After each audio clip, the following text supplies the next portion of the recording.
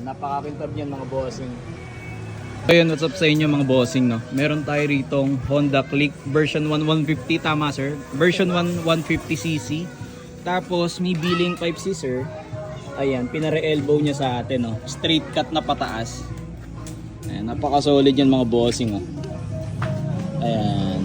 So sa mga trip magpare-elbow ng ganitong design, pwede natin pasadya yung ganitong re-elbow sa inyong mga pipe mga bossing.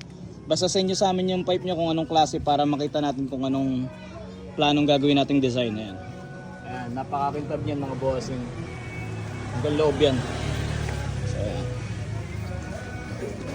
Ayan. So kamusta naman sir yung pagkaka-re-elbow sa inyo sir? Solid. Maganda yung tindigan. So nakuha naman yung gusto nyong design na sir, no? Ayan. Kasama ng bang sensor. Yun, as per requested ni sir, straight cut daw. Tapos palalagyan ng bank sensor. Ayan. So yun lang naman. Ride safe sa ating lahat mga bossing.